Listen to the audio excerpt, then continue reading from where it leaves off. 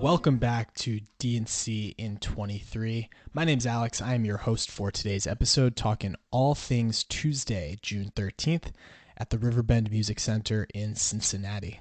Let's get on with the show. All right, so Tuesday night, last night, Dead & Co.'s fantastic final tour rolled into Cincinnati and the Riverbend Music Center. This is typical to a lot of the venues that they had been playing so far this tour, a big outdoor amphitheater right on the river in Cincinnati, Ohio. It is a familiar venue for Dead & Company, as this was their fifth time playing there. First in June of 2016, and then again in 18, 21, 22, and 23. I was lucky enough to be at the show at this venue in 2022, last June, and just had a great time. It's a really nice venue, very well kept and maintained. The lawn is turf, which is nice because it rains quite a bit in Cincinnati during the summer, last night's show being no exception. But it's nice because it drains really well and it doesn't get too muddy or bad, which makes for a nice place to watch the show from the lawn. You also have some massive screens on the edge of the amphitheater. They say Skyline Chili Vision, which I found a bit delightful, I must say. Skyline Chili, a classic and beloved treat in Cincinnati. So having been at this venue myself, I was looking forward to last night's show. Last year, Dead & Co. played an amazing show at this venue. A couple highlights were, in my opinion, the best version of Deal they've ever played to open up the second set, a really, really good Here Comes Sunshine, and a great Black Muddy River encore. Again, this place is called Riverbend because it is right on the river. When you're watching the show from the lawn, you can see boats going by on the river right behind the stage. It's a really cool place to watch a show. We talked to our boots on the ground, and we learned that last night was a rainy and extremely humid night in Cincinnati. Fortunately, no thunder and lightning, just some torrents of rain that rolled through the show every now and again. What I was reading from people was that there was a big first set rainstorm, but most of the second set was dry. So if you were in the barn last night, I hope that you stayed relatively dry, but I have a feeling that based on this show, you weren't too upset, even if you did get a little bit wet. It's also hot in Cincinnati. Maybe it felt good to cool down a little bit. All right, so without any further ado, let's talk about the set list. Set 1, they opened with Music Never Stops. Next Time You See Me was up next. Then 2 tour bust-outs in a row, Me and My Uncle and Row Jimmy. Dear Mr. Fantasy into Hey Jude, and then Cassidy, Ico, and that led us into the set break. Interesting first set. Like I said, 2 different tour bust-outs, Me and My Uncle and Row Jimmy. A Music Never Stopped opener that was really groovy. Mayer got into this great jam in the back half, and I loved watching Oteil and Mickey make gaga eyes at each other. They looked like they were loving this song, and they were really grooving with each other. Jay was also really into it. He was dancing on his seat throughout this performance. And one of the highlights to me was Bob had a great little never stop rap at the end. Oteil would seem to be really digging that too. So I always love it when you can see the band looking happy and looking locked in with each other on stage. This song was a really good example of that. Next Time You See Me. So this one, there's been kind of a Mayer blues slot, either like the second song or maybe the fourth song throughout the first sets that we've heard this tour. This really kind of fit the bill nicely. I thought it was a nice performance, although I don't really have many notes about it. And the same really goes for Me and My Uncle, just a solid, steady version. The only real note that I have from this one is that Chimenti had a really awesome solo toward the back half of this song. Kind of, I think, brought it up a notch in my estimation. So that was very good, and a bust out. First time we've heard it all tour. Next up was Row Jimmy, another tour bust out. If you've been listening to us for a while, you know how much I love this song. Apparently, they sound checked it before the show, according to our boots on the ground. So perhaps not completely unexpected to hear a Row Jimmy tonight, but it was, I think still a welcome sight. They haven't played it all tour, and Row Jimmy is a song that a lot of people really like. So, welcome to the rotation, Row Jimmy. A couple people did get this one right, and Estimated Profits, again, I think because they sound checked it. Your mileage may vary, but I feel like picking a song that you heard on Soundcheck is a bit kind of cheap, for Estimated Profits purposes.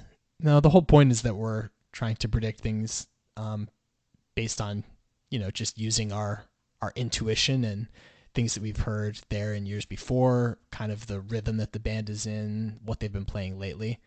So using the song that you hear in Soundcheck or the song that's reported in Soundcheck seems a little bit cheap to me. But again, your mileage may vary on that. Next up was Dear Mr. Fantasy into Hey Jude. Really up-tempo start to this song, like much, much, much closer to the way that the Grateful Dead performed this song with Brent Midland than previous Dead and Company renditions. And I really like the way Dead and Company plays this song. I think that they play it at a nice tempo and that it sounds really good. But this one was like especially up-tempo, and I liked that a lot too. It was kind of hard for me to pick up everything that Jeff was doing on the organ through the live stream that I was listening to, but I could certainly grasp the power of Mayer. His soloing was really, really good. The one that took us into Hey Jude,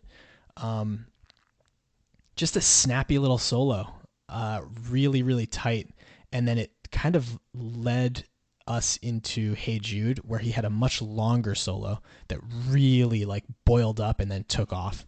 It's bolstered by some really nice active rhythm from both Bob and Jeff. They were keeping it going and making everything sound just right. So I thought that this was a great, great, great Mr. Fantasy into Hey Jude. I have no doubt that if you were in the barn, you were loving this part of the show because it was just a powerhouse close to set one. From this Mr. Fantasy through the end of the set, really just all great stuff. Cassidy, Bob kind of led the transition, Jude into Cassidy, and it got a nice reaction from the crowd when they picked up what was going on here and that they were playing Cassidy.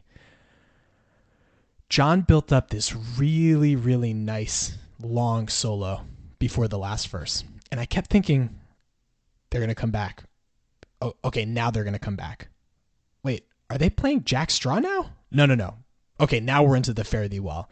It was like just very unexpected, and the way that they built it up and were kind of like stringing us along, thinking that they were going to come back for the Fare Thee Well now, last verse, but then they didn't. They really let this jam breathe, and we got into some really great type 2 jamming at the back half of this song that then brought us back into some type 1 jamming to let us know we were still in Cassidy, and then just kept going and going and going.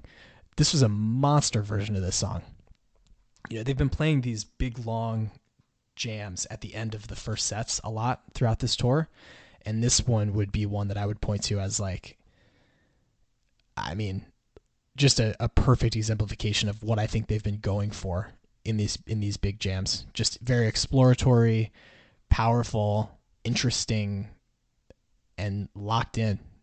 Great version of this song. Maybe one of my favorites that Dead & Co. I would say definitely one of my favorites that Dead & Co. has ever played when it comes to Cassidy.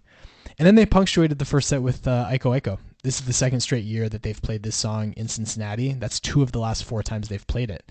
So maybe, is there something connected between Iko and Cincinnati? I'm not sure, but if you know of a connection, then definitely let us know. It's always good to get a set closer that gets the people up and dancing, and this one is like a perfect song for that. It fits the bill to a T, and I thought that it was a really good kind of danceable version. So overall, a really, really good first set. The halftime show I thought was kind of funny between Gary and David. I wrote down this quote because it made me laugh. From David Gans, and I quote, "We're going to have to keep slogging through the rest of the tour using the same words, aren't we? It's just fucking excellent." So you know how David feels about the way the band is playing in 2023, and man, I completely agree. They are playing so well, night in, night out. There have just been like no letdown shows or anything like that. I mean, it's just been really, really an unbelievable tour.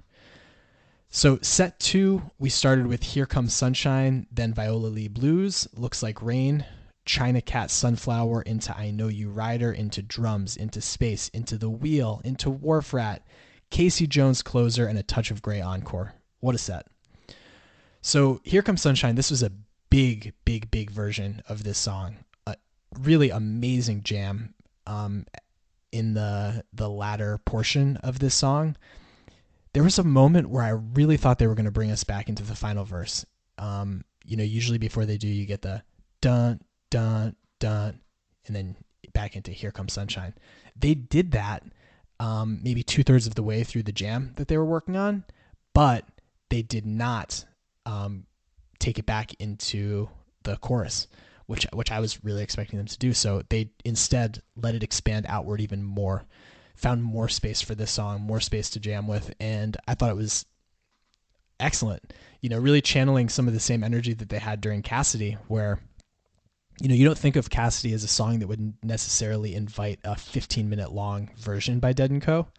Here Comes Sunshine, you would, but either way, like, they just took a song that, I wasn't expecting to be this long and jammy, and they made it even longer and jammier than I was expecting. It was really great.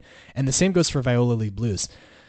Really great bluesy, obviously, jam toward the end of the song, and it felt different from other Viola Lee blueses that I've heard. It's hard for me to describe exactly why, but while I was listening to it, that's what I kept thinking. They really just opened this song all the way up and let it cook. When I heard these two songs to open set 2 and then they went into Looks Like Rain, I was thinking, this is interesting. What if they didn't do one of their classic jam suites at all? If there was no China Cat Rider, there was no Scarlet Fire or Help Slip Frank, even a Lost Sailor Saint. Like, what if they just did, 5 individual songs and let them all build together in the pre-drum space section? Because based on how big and jammy Sunshine and Viola Lee were, they're making this work, and let's have it. Let's do it. But instead, from Looks Like Rain, we got into that all too familiar, and I mean that in the best possible way, that very familiar China Cat intro. I loved this song, and I really liked this version. I thought it was really good. This is actually when I had to check out for a little bit. About midway through China Cat, I joined back in during the Beam section after Drums and before Space. And then I caught all of Space, which was deep and spacey and long. I thought I caught teases of Dark Star, but this is the second Space where I felt that way and they didn't play Dark Star, so maybe I'm just so keyed up and hoping that they're going to do it now that I'm, reading into something that I shouldn't be. But I also thought I caught some Viola Lee Blues riffs. And so I was thinking, it made me think, like, did they actually finish that song? And I'm pretty sure they did. So either way, neither of those were paid off after Space. So possibly just kind of maybe some phrasings or, things that were in their heads that were noodling around that popped up and bubbled up to the surface during Space. The next song was The Wheel. So actually, because they played China Cat before that and then The Wheel, Dave went 2 for 2 with his picks for this show, and he pulled ahead of me. He had been down by 1. I went 0 for 2. He went 2 for 2, and we got a classic flip-flop in our estimated profit standings after last night's show. I don't really have any notes on The Wheel or Wharf Rat. I didn't get to hear much of them. I actually didn't get to hear any of Wharf Rat, Casey Jones, or Touch of Grey. But I do just want to say I like this ending of the set list. I think that Casey Jones, I mentioned during the Raleigh show that, like for me so far this tour, this has been the song that they have just been like absolutely murdering. Like they've been playing it so well. They've knocked it out of the park both previous times they played it this tour before Cincinnati. So I'm excited to hear this one from Cincinnati. I was reading some comments on Reddit and on Twitter and Instagram about this show, and it seemed like universally people were praising this Casey Jones. I love that they're playing it to close shows, like they did in Raleigh. Well, yeah, no, like they did in Raleigh. They closed the second set with Casey Jones. I think it's a powerful way to end the show. It kind of serves a similar function to Sugar Mag, and it's, you know, upbeat rocker. Everyone knows it, and it sends the people out happy. And then a touch of Grey Encore. No one's ever going to be upset about that. Gets you in a great mood as you head to the exit. So, you know, a really nice show in Cincinnati, as we've come to expect over the years. They play so well at this venue, and it's a great venue. I'm sad that they won't be going back there, you know, because this is the last tour. I hope that I get to get back there someday because I had such a good time there last year. Friendly people, really nice environment, and man, some of like the most beautiful colors at sunset that you'll ever see. The sky, especially on a rainy night. You know, when the rain clears and the sun starts starts going down over the venue. It's really gorgeous. So shout out to the Riverbend Music Center in Cincinnati. Great place to see a show, and a great place for Dead & Co to hit during this tour. So what's next on the Golden Road? The band is back on stage tomorrow night, Thursday, June 15th in Philadelphia. They play at Citizens Bank Park. And because there's another show up, Dave and I have some estimated profits picks to make. Because I'm recording this early in the day, very early in the morning on June 14th, Dave has not gotten me his picks. So if you want to know what he's taking for the next show, you're going to have to follow us on social media, on Twitter at WorkingMansPod, Instagram at WorkingMans_pod. We will post our selections before the show. I will tell you what my first pick is going to be, and that's Birdsong. They haven't played it since Raleigh, so it's been, what would that be, 2 weeks between that show and the Philly show. So I think that they're due for a Birdsong, and I think that they're gonna play a magnificent one in Philadelphia. That's my prediction. But if you want to know what Dave's two picks are, or what my second pick is, like I said, follow us on Instagram, on Twitter, and you'll get to see that on Thursday before the show rolls around. Just a reminder, anyone who ends the tour with a higher score than either of us, the highest score is going to win a big prize pack. Right now, there are a bunch of people who are ahead of both of us, so you guys are doing well. And this Philly show is about the halfway point of the tour. In my mind, it is the halfway point. It's the 14th show out of 29, but really a lot of the stops after Philly are 2-night runs. And so I think that Philly is kind of the end of this segment of the tour in a lot of ways. So the tour's only halfway over. If you haven't been playing, join up. There's still plenty of time for you to win. So jump on board. That is going to do it for this episode of DNC in 23 with WP. Like I said, we will be back to discuss the Philly show on Friday. Thank you for joining us today. And until next time, know our love will not fade away.